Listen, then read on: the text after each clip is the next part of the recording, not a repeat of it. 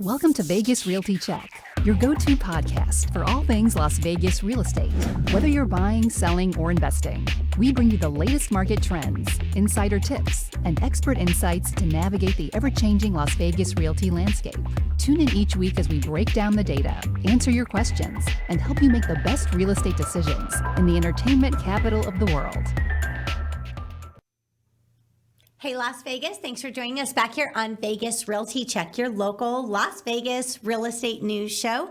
I am Trish Williams, and we have our guest today, Mia Wolfe, who's been here so many times on our show. Mia, you're like a regular. Oh, yes. Thank you. So we're going to be bringing you some information, some news, some listener questions, and all the good stuff we do here on the show.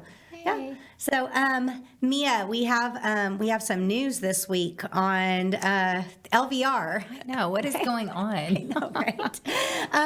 LVR, which is Las Vegas Realtors. They've been making headlines this week, and I wouldn't say that they're the best. Oh, very good. I think there's going to be some spots open. Yeah, I seen, and I'm trying to, sometimes when things like blow up, right? You have to look and try to figure out what's actually fact versus, what's inflated, I guess, in sorts of gossip, and been seeing a lot on social media, and I had to go, kind of like figure out what is behind the story, which it's not. What'd you find out? Because me too. Yeah, it's not really clear. The Review Journal did a article on this recently. You sent me the article, and that there's tampering allegations after our LVR Realtor elections. So you guys think this is just nationwide where we have all this drama? We got it locally. I feel like we've been there and done that, right? On every level now. I'm like, we just passed all this election stuff. Can we not get into this again? But Voter ID. Voter ID. Realtor ID. Realtor Show your ID. license when you vote.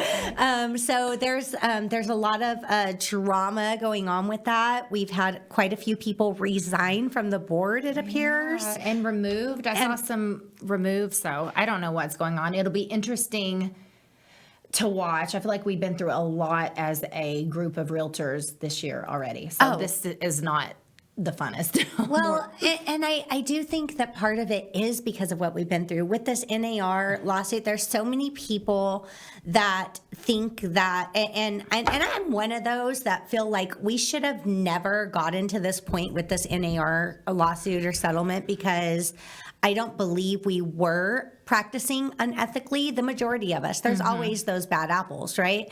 But it shouldn't have got to the point where it got, because there's an argument out there, which I actually do agree with, that the new regulations are causing less transparency.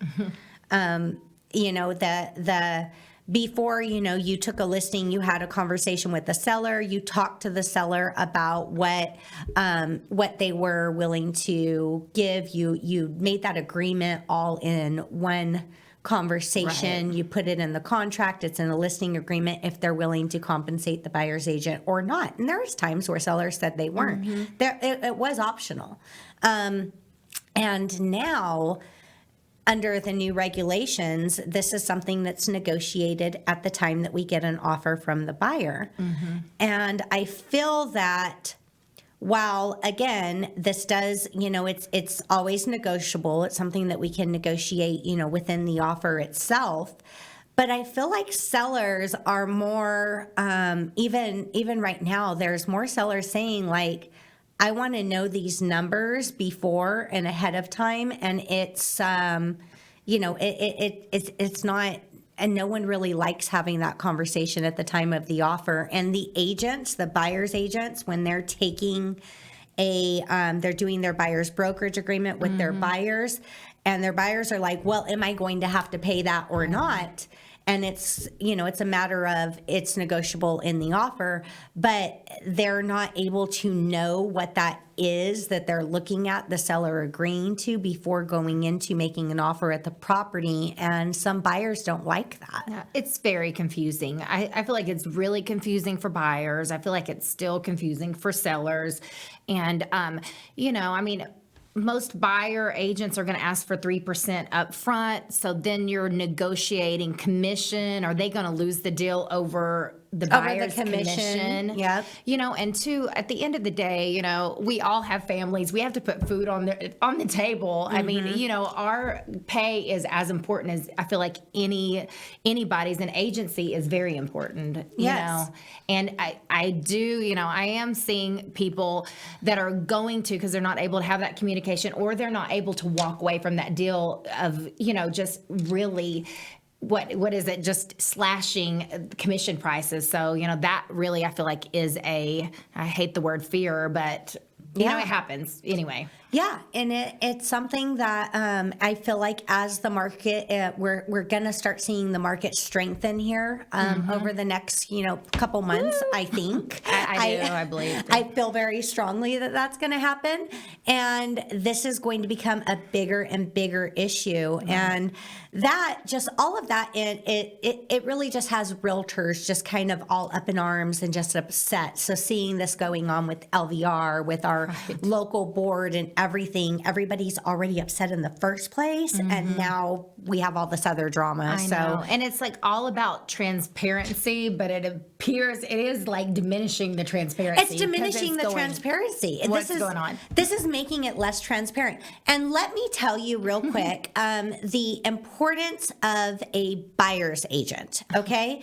Because this is something that has been, it's been discounted, it's been pushed aside, like buyer's agents don't matter. This is, people are really just starting to, well, I'm just going to go directly to the listing agent and not even deal with the buyer's agent. But that puts you in it can put you at so much risk. And I was talking to somebody recently who is from Australia, bought a lot of real estate, does a lot of business in Australia. And they don't have buyer's agents in Australia. Oh, really? According to what I've been told. Of course, I don't live there, don't work there, don't operate there. I don't know. Right. But from what he was telling me is everything in Australia is basically on an auction platform. Wow. And they are you bid on a home, and there's only the listing agent. So every buyer goes directly to the listing agent. But a big thing that happens in Australia is there's a lot of times where the listing agent doesn't disclose things that they're aware of to the buyers. There's because you have this listing agent doing dual representation, and that does pose a lot of risk. Having a buyer's agent is someone to represent you, someone to double check, someone to look at this from your best interest, not the best interest of the seller. And a lot of times the listing agent will be solely representing the best interest of the seller, the person they took the listing for. This buyer comes along, they just met you. They already have a relationship with the seller. So it is, it does pose a lot of risk. And their price per square foot and their average sale price in Australia is tremendously higher than ours. And I feel like that is partially due to the fact that there's no buyer's agents. Right. I mean, there's definitely going to be a conflict. I mean, even when we have we don't want our sellers to talk to the buyers, because, but what if they say something wrong or they ask them something? They're not experts. They don't have the expertise, to comment on certain things, even HOA stuff like that. There's going to be a conflict somewhere. Yeah. Somewhere. And a buyer, I mean, it's very important to have a buyer's agent. If somebody, says it's not, there's so many risks that can pose. Even in new construction, you want to have a buyer's agent because you cannot rely on one person to tell you both sides of something. That's just how I feel. Over the last couple of months, I've done a lot of new construction deals because that's, buyers are flocking towards new construction because of the incentives, the rate buy downs, everything like that. And a lot of times you would think in these deals, there's not a lot of I guess, work from the buyer's agent's side of the transaction, but it has been a lot. And because of that, because it's looking out for this buyer's best interest. Right. And what are they, I'm not going to say it is trying to get away with, but they're not, a lot of times in new construction, they're not used to having someone in their business, looking over, double checking, double everything. So it is definitely what our representation of the buyers is tremendously valuable and tremendously a good thing for the buyers, their best interest in the best outcome, and being knowledgeable about the things that they're not versed on. And two, I mean, even like new construction, they're not going to suggest that they bring in an outside inspection and an outside inspector. They're just not. They're going to say, oh, we have an inspection.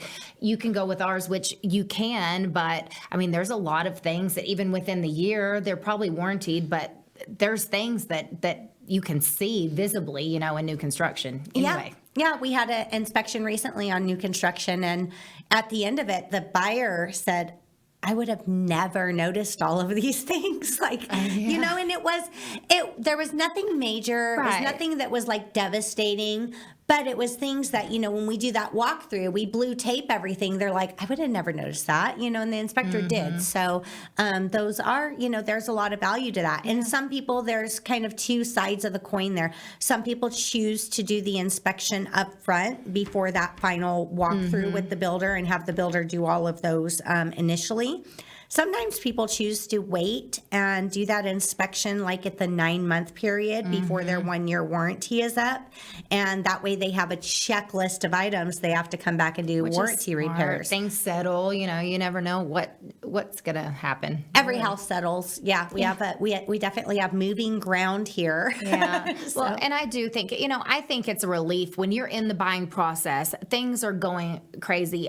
You lean a lot upon your realtor, or you should be able to, like inspections, things like that. Like we show up to inspections. We, if they're not able to be there, we're there, we're talking to the inspector. So I do think buyer agents don't get a lot of, props for the value that they provide, right? This is true. Now they're having to fight for their commission even harder and explain it. So, transparency is good. Leveling up your skills is good. Being able to communicate is always good. And, no matter what happens, honest and ethics and all of that matters. Yeah, I think it is a very good thing, and I am very glad that we have the buyer's agency contracts now as being mandatory, because so many people operated without them previously. I do think that that's a good thing. I don't agree with the MLS and the co-ops not being there and not being disclosed and not being able to discuss that ahead of time. Because now what I'm seeing is so many times where, and let me tell you a little bit about our world. We go to listing appointments. We have conversations with the sellers. We say something 100 times. And at the time that the offer comes through, they're like, what's this? We never talked about this. It's like, no, we did. We remember we said this, but we're not agreeing with that. We're not putting it in the contract. We're not doing it's not part of the contract initially. So they act like it's a brand new thing when we're discussing it with the offer. So there we are again, going through this whole thing with them again. And I just feel like that is a lot of, there's so much misunderstanding in that process, where I think I do like the way it was before. I wish it would go back, but I don't think we have a choice in the matter. Especially, which is people don't talk about a lot, but I mean, the rental market is huge in Las Vegas. Yes. We do not see if there's any commission now on rentals, which is hard because they're difficult in the first place. There's not a lot of transparency and communication with agents. Agents, if you're representing a rental, you really should update things. It's a lot of work for a little bit of money, for a little bit of money. But our clients are desperate by the time someone comes to me, usually for rental, they are so frustrated. They're worried to death. They've got to get out somewhere, and usually it's really in a quick turnover. Well, now you can't even see if they're offering compensation. So you may get your friend, your relatives, you're into a rental, and then they might say, oh, well, hey, I mean, what do? You negotiate the rental commission now? Well, that's it, because now we don't have, with a rental, for instance, we're doing it upon a referral. Yeah. We don't have a contract with this client. No. We're not even, there's not even a duties owed. We don't have this. No. So what are we doing? Asking the clients to just write us a check, which usually everything goes through our brokerage. There's a process. It does seem odd. It doesn't seem like it's very frustrating. I had a client that said, I can't get an agent to work with me, and he was military. Definitely I was going to help him. He was a veteran, just came back to the States, and he's like, how do I pay you? What do I do? And I'm like, well, I asked them for a referral fee, but it's confusing. It's confusing. It's not transparent. And I had someone recently that said that they talked to an agent on showing rentals, and the agent said it was $50 a house. Like, how are you? Oh, so they paid them $50 Yeah, they a house? told the client, you pay me $50 a house and I'll show you rentals. But I'm like, how does that? Because again, as realtors, we are not allowed to take money from the client. So that has to go through our brokerage. But our brokerage doesn't like to take funds that don't have contracts associated with them. So do they want us now to make up our own contracts? And I don't know if we should be making up our own contracts. I think you're supposed to have a BBA for a rental. Yeah. A BBA anyways, regardless, for the rentals, and still you have to go through the whole buyer process almost. But they tell us not to do a duties owed for the rentals, which we can't do a BBA without a duties owed, because we're not representing the client in the rental transaction. We're referring them to the property manager. So it's crazy confusing, and they definitely need to fix that. Yeah, too. And honestly, I think I speak for a lot of realtors too, even with the LVR. I feel like our best interest is not getting represented or spoken about. So I do think it's important that we talk about this and discuss it, because I think our clients are, more confused than we are. And, they definitely need to understand that we pay the LVR dues every year. We pay NAR dues every single year. They should be representing us as much as we're representing our clients and their best interest, and it just doesn't feel that way now. It doesn't. When I first seen this lawsuit come about, I was thinking, there's no way. I remember us talking about they're going to fight this. Yeah, whatever. There's contracts. There was completely laid out contracts that every seller signed, and I was like, how on earth could they win this lawsuit? It just didn't make any sense. And when it happened and everything happened, I think we were all shocked. Like, how did we lose that? But it just doesn't. I don't know. Too. And I think it's important. I don't think our clients realize that we have to pay a percentage out of our commissions on top of what we make. There's some 20% come out sometimes, that go to our brokerage for a fee. We have to pay a fee on top of our fees. Yeah, we have to pay a fee, plus our money comes in pre-tax. So I think we have to pay taxes. As far as transparency goes, maybe we need to be a little bit louder about all the fees that we have to pay. Yeah. Be just as loud maybe. Sometimes people they think that, realtors, they're just like, oh, you're a realtor. You just make tons of money for something or nothing. They just don't think that, they don't understand the work that we put in, how hard we work. And again, the money that we make is not what people think it is. Right. And two, maybe that's our fault. We, our value needs to shine through. Maybe we protect our clients a lot of times from the stress that we're dealing with, because that's our job to do. But, when things go wrong and we're the ones fixing it, we don't get any glory. Right. We had a guest on the show. I think it was Michael Vestuto. I can't remember who it was, but another realtor was a guest on the show a couple of years ago, and he had brought up the fact that, and it's such a great point, is that realtors, they're one of the only industries that, like, on social media, post this extravagant lifestyle that half the time is not really accurate, not really true. And that's why the public has such a their perception of us as, oh, they make too much money, or they make like a lot of money, or something.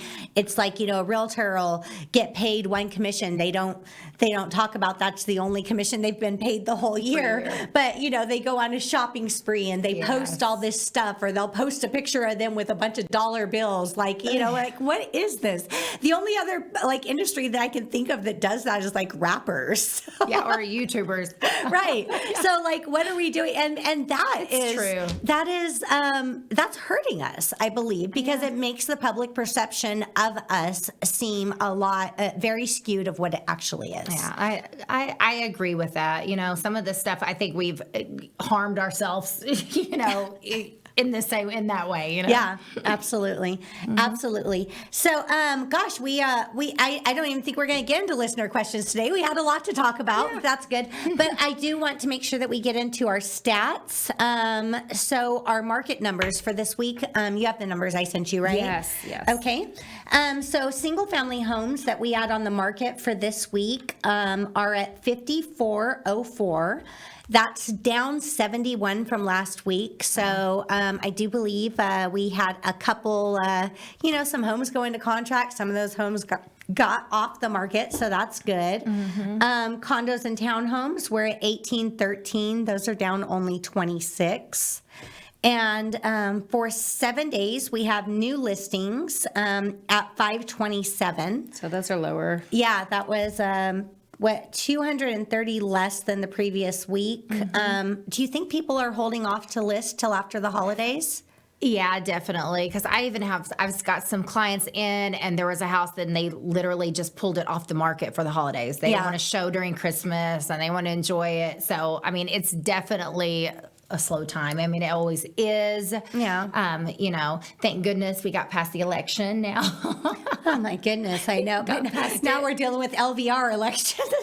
Right. We can't get over elections. That's right. So price decreases, those were down substantially. I know. That was a big number. Yeah. That was weird. Well, what I was seeing last week is this week price decreases were 443. They were down 330 from the week before.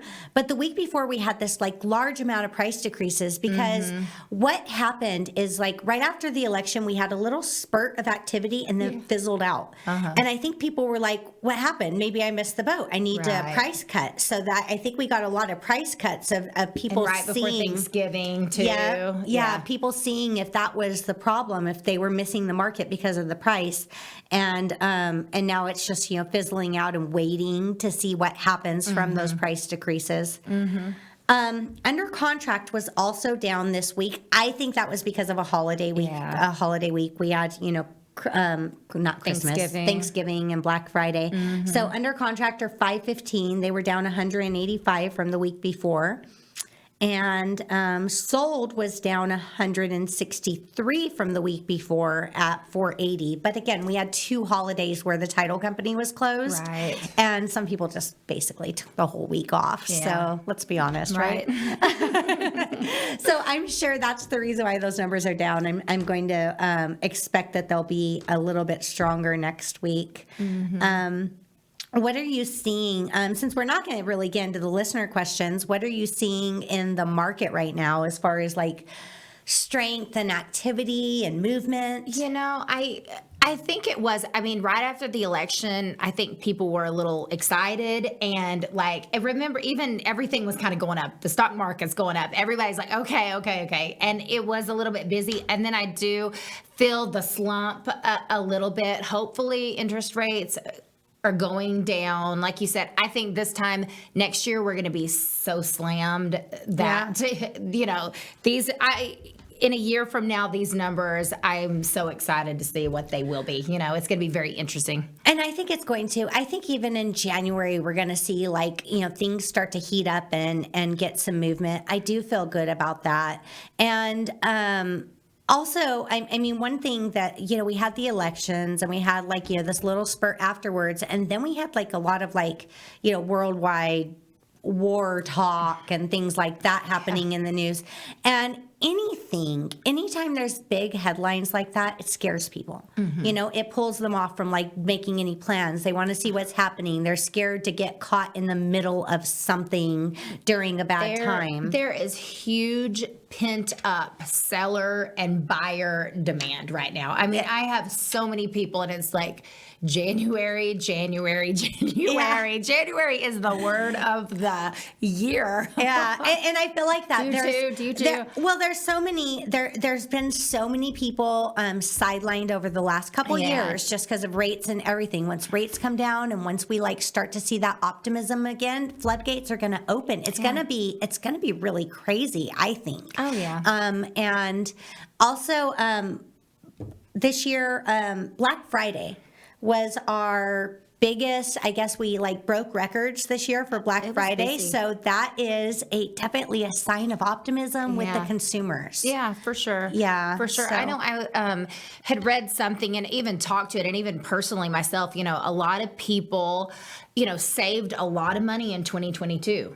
Going into 2023, a lot of people kind of their savings maybe dipped into their savings or credit cards, but people are ready to just get in the hustle again, get the economy moving, get the real estate market moving, make their buy, make their sell, and get it done this upcoming year. So preparation is everything. If you're going to be buying in January, you need to be looking now. You need to be getting your pre-approval now. You need to be talking to your realtor and really, narrowing down your choices so that you are ready to go. Yeah, you have to prepare ahead of time for that. Yeah.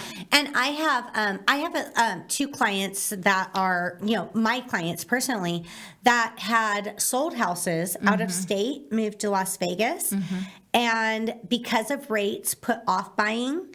So, I mean, I know just in that instances, just me, one realtor, there's two people I know that have the funds, the ability, and they're ready to buy. They're just waiting for the right market to buy in. So I think there's a lot of those people out there. Same. I have a lot of people that, I put in rentals for a year because the buying conditions weren't exactly what they wanted. So I think being able to have that option is great. And to have a realtor that will, do that and stick with you is very valuable. Yeah. So there is a lot of pinned up demand, and, I myself would do the same thing.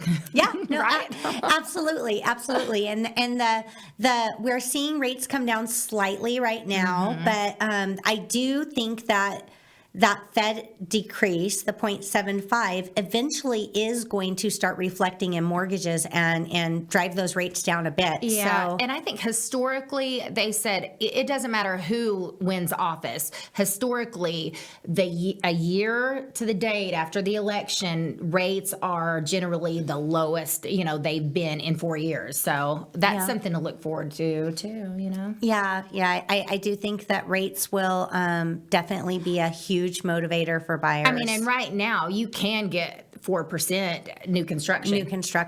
But not everybody wants new construction. No. That's one of the things is some people just like the feel of like an established home or having the yard already Mature in place. Mature landscaping, and new homes. The style and build of new homes is definitely modern, definitely like the most attractive right now. But for some people, they don't like that. No, they don't like those big open floor plans. And not everybody can deal with a year of construction in their neighborhood. You can get in at a great price at a great rate. But you have to have patience with the neighborhood getting finished, people moving in, builders, the park's not done, the pool's not done. So, it's a thing. Everything has its pros and cons, right? Yeah, definitely. And one of the things that I noticed from the builders, they're offering a lot of concessions right now. A lot of them are taking offers on homes. So like whatever their list price is, sometimes that's negotiable.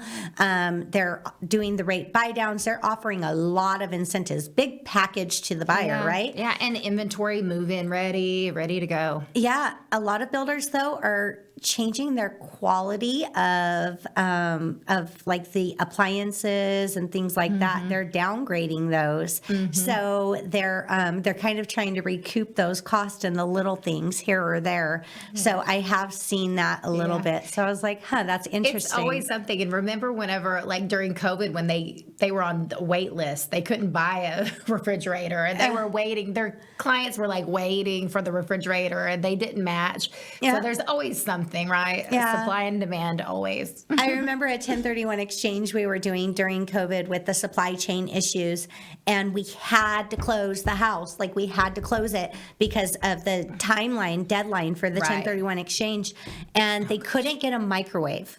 And I was like, take one from somewhere else. I'll bring a microwave. I'll buy a microwave. Like, you got to, because they couldn't close or pass that like final inspection without the microwave. And I was like, this microwave is not going to ruin our life. With the 1031, because you're on such a deadline. I had closings held up because the refrigerator wasn't delivered, or this wasn't here, and it's like, oh my gosh, can we just move on? Can we just please get through this? I've seen some contracts now.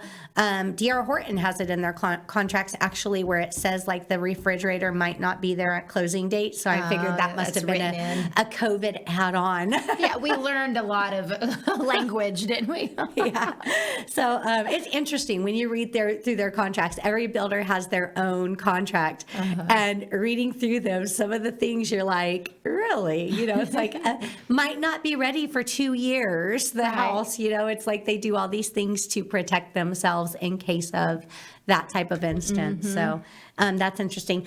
Before we close out the show, I do want to do a mention for, there's so many events, so many activities going on in the holiday season.